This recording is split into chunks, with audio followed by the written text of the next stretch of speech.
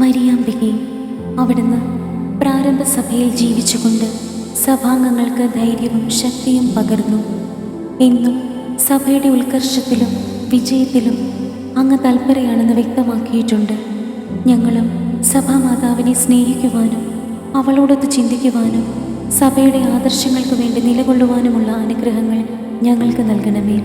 പ്രത്യേകിച്ച് ഇന്ന് വിവിധ രാജ്യങ്ങളിൽ സഭ മർദ്ദനത്തിന് വിധേയമായിക്കൊണ്ടിരിക്കുന്നു.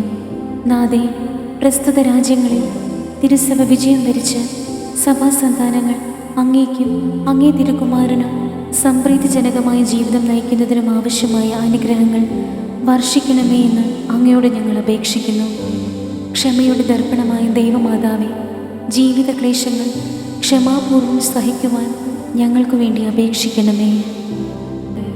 എത്രയും ദയുള്ള മാതാവേ, നിന്റെ സങ്കേതത്തിൽ ഓടിവന്ന് നിന്റെ സഹായം തേടി നിന്റെ മാധ്യസ്ഥം അപേക്ഷിച്ചവരിൽ ഒരുവനെയെങ്കിലും നീ ഉപേക്ഷിച്ചതായി ലോകത്തിൽ കേൾക്കപ്പെട്ടിട്ടില്ല എന്ന് നീ ഓർക്കണമേ. കന്യകളുടെ രാജ്ഞിയായ കന്യകയെ, ദയയുള്ള മാതാവേ, ഈ വിശ്വാസത്തിൽ ധൈര്യപ്പെട്ട് നിന്റെ തൃപ്പാദത്തിങ്കൽ ഞാൻ അണയുന്നു.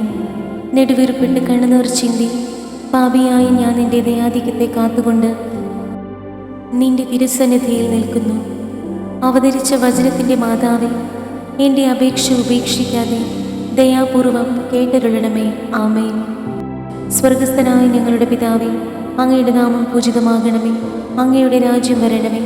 അങ്ങയുടെ തിരുമനസ് സ്വർഗത്തിലെ പോലെ ഭൂമിയിലുമാകണമേ. അന്നു വേണ്ട ആഹാരം ഇന്ന് ഞങ്ങൾക്ക് തരണമേ.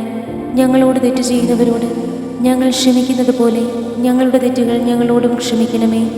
ഞങ്ങളെ പ്രലോഭനത്തിൽ ഉൾപ്പെടുത്തരുതേ, തിന്മയിൽ നിന്ന് ഞങ്ങളെ രക്ഷിക്കണമേ. ആമേൻ. നന്മ നിറഞ്ഞ മറിയമേ, സ്വസ്തി, കർത്താവ് അങ്ങയുടെ കൂടെ സ്ത്രീകളിൽ അങ്ങ് അനുഗ്രഹിക്കപ്പെട്ടവളാകുന്നു. അങ്ങയുടെ ഉദരത്തിൻ ഫലമായി ഈശോ അനുഗ്രഹിക്കപ്പെട്ടവനാകുന്നു. പരിശുദ്ധ മറിയമേ, തമ്പുരാൻ്റെ അമ്മേ, പാപികളായ ഞങ്ങൾക്ക് വേണ്ടി ഇപ്പോഴും ഞങ്ങളുടെ മരണസമയത്തും തമ്പുരാനോട് അപേക്ഷിക്കണമേ. ആമേൻ. പിതാവിനും പുത്രനും പരിശുദ്ധാത്മാവിനും സ്തുതി, ആദിയിലെ പോലെ ഇപ്പോഴും എപ്പോഴും എന്നേക്കും. ആമേൻ.